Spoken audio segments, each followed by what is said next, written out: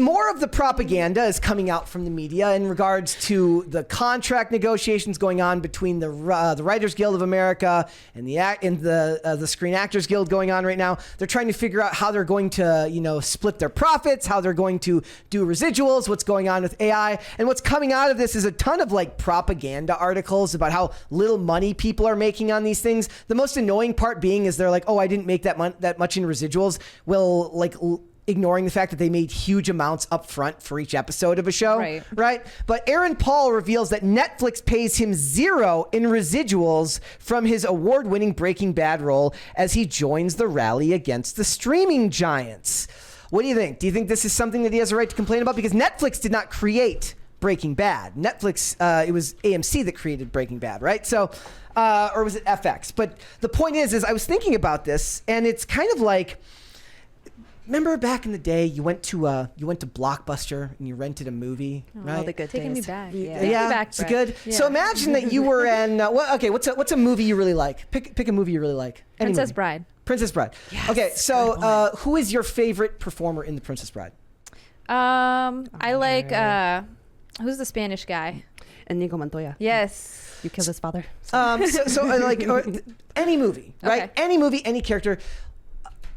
Are they saying that like they should get residuals for every time you watched a movie after renting it from a Blockbuster? Because that's what you're doing when you're watching a movie on Netflix. You're essentially watching something that was rented because you pay monthly for it, but instead of a movie you rented from a Blockbuster that got the movie from a studio or from their distributor, you're just watching it on a streaming service. Mm-hmm. And what's the problem is like none of the contract law as far as residuals, streaming, and how things are played have caught up to the times, and they had about 20 years to figure all of this out. So is he saying that Netflix pays the distributor of Breaking Bad a specific amount of money to license it and use it on their platform? Then Netflix should also have to pay out to the actors for playing a product that they licensed out that doesn't have commercials in it, that doesn't have ads in it. That doesn't make any sense. What would make more sense, I guess, is if these actors in the future, when the laws catch up, have good contracts that say, like, look, when and if you decide to license this show out to another streaming service, I get a cut of that deal, right? Well, I mean, yeah, I don't know how actors get like residuals anyways, because I always kind of thought like you only got residuals when you were like the creative side, not the actual performance side. Yeah. So like for musicians, if you write a song, you get residuals for writing. You don't always get residuals for performance if you just go in and sing the song. So you might get like a day rate, go in, sing. I just saw this video the other day of the girl who I guess she's the, I don't know if you ever heard like Birdman, it's like Maybach music. Yeah. She's like the girl who recorded the phrase Maybach music, and she's just like a groupie from Australia. And they just got her in the studio. She's like, we were just in the studio with Birdman. And they're like, oh, you should record that. And then that's been on like every song for like the last 20 years. Oh my and gosh. every comment in the video was like, I hope she's getting royalties from, like, she's not getting royalties from that. No. You know, I saw, No. Dude, I saw a video of the guy from Drake and Josh talking about how on Nickelodeon and like those Disney Channel movies or TV shows, people do not get residuals. The main characters don't, but the extras will. Yeah. What? Well, what they would do is they would repackage the show after 3 seasons to keep the rates low, right? They'd give it a new name. Like they would change. Like they would be like Drake and Josh, like go to California. Yeah. So it's like a different show. So technically they don't have to. It's the reason why Netflix would, why shows mysteriously get canceled after 3 seasons. No contract renewals, no renegotiating and stuff like this. Look, you're taking on like the most capitalist industry there is in America, the film industry, in a lot of ways, right? Right. You're not going to win. You're not going to. Disney is in the middle of getting sued right now because they've gotten so good at hiding losses and expenses because they've got lawyers that are just so good at their job.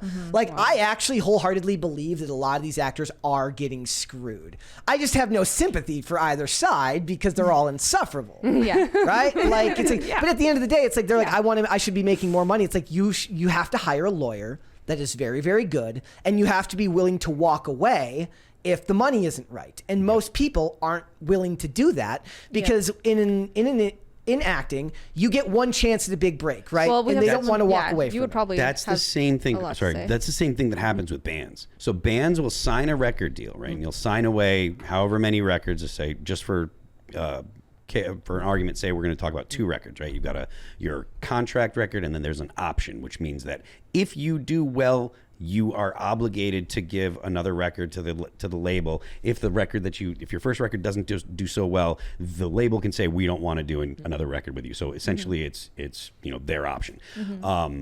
Most of the time, when bands get done with their record and they go on tour, after the tour, they're broke. They're out of money. So they got to do something to make money. So they got to sign another record deal or extend the record deal to get another lump of cash to do a record, because they will live on that money for a while.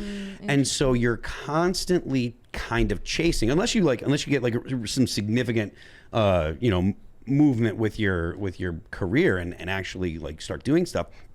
But even with All That Remains, like, we have had a really, really, really successful career, and still there was a lot of times where after a tour, you go and you're like, all right, we got to do a record, and we had, a couple months off, 3 months off. It's like, well, time to get in there. We need the label to start paying us, so that way we can pay for the time. And also we got, people that are like, oh, well, my bank account's getting a little bit light. So that you've got a record, an option of signing a record deal to get that advance money.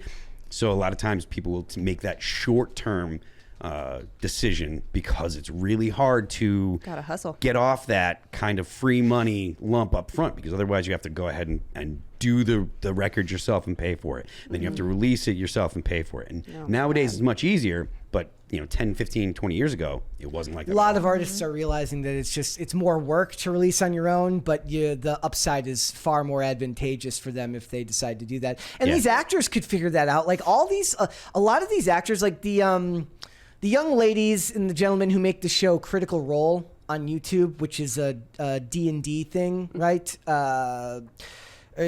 Like Ashley Johnson, who's an established voice actress and she was on a show called Blind Spot with Sullivan Stapleton and Jamie Alexander, and she's a very established actress who happened to have a passion for board games, right? And they started this YouTube channel that grew to be very, very successful. Well, a lot of these actors could do that on their own with enough creativity. They could invest in the right equipment, in the right stuff, and launch their channels based on their name recognition, and probably come out better than a lot of them do in movies and television, because they would have control over everything they make. They ended up raising a bunch of money for Critical Role to make an animated version of the show. Like not the live action one that they're doing on YouTube, but to do an animated version. They raised the money they needed and then ended up being bought out for even more than that by Amazon Prime, which turned into the show Vox Machina, which is a very popular show on Amazon Prime, all because they had a passion outside of what they were doing with their regular 9-to-5 job. They were doing something else, and their name recognition helped build that up. All those voice actors had strong credibility in their own right, and now they've got this other thing that's probably getting them more money because it's theirs. It doesn't. I mean, I guess Vox Machina probably belongs to Amazon Prime now, but the show Critical Role, which was doing great on YouTube, that's theirs. No one can take that from them because they invested in themselves to do that. And I think a lot of actors. I had a friend who she started off as not even for we went to high school together, and she moved to California to be an actress. She ended up getting some roles in like weekly episodes of TV shows, and she left to just do content creation and podcasting because she just found a way to make more money doing it, and it allowed her to work for herself. Mm-hmm. Like a lot of them, they're just not willing to work for themselves, and I don't blame them. That would be very, very difficult. It's very, very scary. Like that's not what we're doing here. Like we're still part of a larger brand, right? It's a lot scarier to walk away from the established structure and try to do something on your own, because you have to have a lot of confidence. You either have to have a lot of capital or a lot of confidence in yourself that you're going to be able to make it work. Mm-hmm. And not everyone's up for that. Mm-hmm. Right? There's no safety net. No, not at all. So it's, and people were pointing out, they're saying like, look, AMC owes them a cut of their portion of it being sold to Netflix. Not if their contract doesn't say that, right? Like they don't owe you anything if you didn't negotiate for it in their contract. But that show came out in 2008 before the streaming battles. So it wouldn't be part of previous contract negotiations. So all these shows that are doing better than these modern shows, like if you look at like Netflix's the top 10 streaming shows in the world, like weekly, NCIS is on that every single time from Netflix, and that show's been around since 2004. Like those contracts weren't negotiated for streaming residuals or streaming contracts. They would have to renegotiate and make that work. And a lot of those old shows, they're gone now. They're defunct, and I don't know how that works, but I imagine a lot of artists are missing out on things because the contracts they got were for that performance only. You make this much amount, and maybe you get residuals if it gets past 100 episodes and it goes into I wonder if they've tried and been shut down. Yeah. It's very possible, especially for renewal, right? And now, in a lot of young actors aren't going to want to do that, because if they're like, look, this is your big break, you're going to be starring in the show, it's this person. A lot of people aren't going to push hard on that first contract negotiation to make sure that they get what's coming to them. It's like that guy who, did you ever see the story? The guy who voiced, I believe, like one of the characters in the original Lion King. He turned down a lump sum $10 million payment for a percentage, and he makes like insane hundreds of millions of dollars because of all the money that the Lion King has made since it was released. Smart. Right? Yeah, like it's just, they need better lawyers and they need better contract negotiation. But we're going to see all sorts of these articles written by these journalists who are very pro union. And they're going to keep making these articles because it's there to put pressure on the studios so that they can get them to hurry up and end this strike. And like I said earlier, they are saying that what was it? Warner Brothers is $300 to $500 million in the hole from the writer's strike this year. I mean, if I'm being honest, Disney lost almost $800 million in movies they made this year.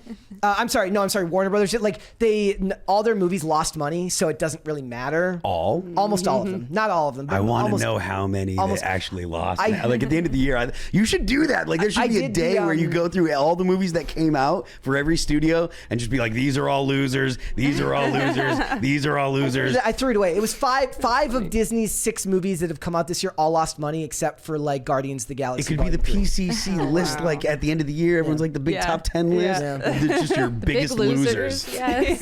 Five out of 6 lost money. Oh. Yeah. So it's like they're like, we're losing money releasing it. What does it matter if we're not releasing anything now? So I don't know. Do you guys? You know what they're going to do? They're going to come up with a monthly fee. They're going to come up with a subscription plan. You can just pay them to not put movies out.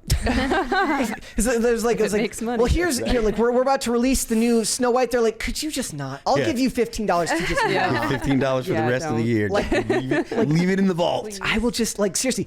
You guys got a vault. You keep it closed.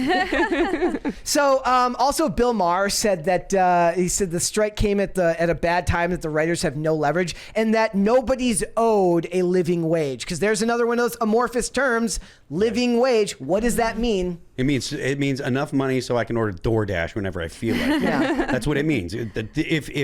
If you think it means so I can get enough money so I can get ramen, that you're wrong. It means I can live in LA, get DoorDash, go out and drink with my friends, buy pot, and that's what a living wage is. A living wage is enough money to pay my bills and go and have fun. That's what a living You wage is. have a 5-step skincare routine. Exactly. Yeah. You know? In the chat, Unknown says the Snyder movies put them in a deep hole. The Snyder movies, as far as I know, made money. They were failures from the critics, but they still made money. Like I think Batman vs Superman made $850 million. Now the Justice League lost them several $100 million, but the Wonder Woman made the money and the Justice League made the money. Or I'm sorry, in Batman vs Superman made the money. All their movies since getting rid of Snyder, and believe me, I am no Zack Snyder fanboy by any stretch of the imagination. They're fine. I enjoy a movie that actually takes itself seriously in a genre that's full of movies that don't take themselves seriously at all. But the amount of money made per film has dropped significantly since those first movies from him in the series. So, yeah. Do you guys have any type of? Do you feel sad for these people at all for what's going on in Hollywood? For not getting the residuals or for the strikes? Yeah, for all of it. Well, someone actually chatted saying AMC pays residuals based on what Netflix paid them. So if so, no. Not at all. And even if so, I mean, they made so much money off of Breaking Bad. If you're complaining about residuals, you're probably a pretty bad investor. Yeah. Just saying. Well, it's like, what was the story about the guy from The Other Side where they're saying like he's only coming after the family now because he's run out of money and stuff like that. I don't know if that's true, but it's just it's funny to watch all of these people fight because they are annoying and they are stupid. But I just don't know if the contracts are ever going to catch up with this stuff, and it won't matter anyways because the journalists are going to report their headlines in a biased fashion no matter what you do. Thanks for watching. Listen to full episodes of Pop Culture Crisis on Spotify. Keep up with us on social media and make sure you subscribe and ring that bell so you never miss the show. Bye, guys.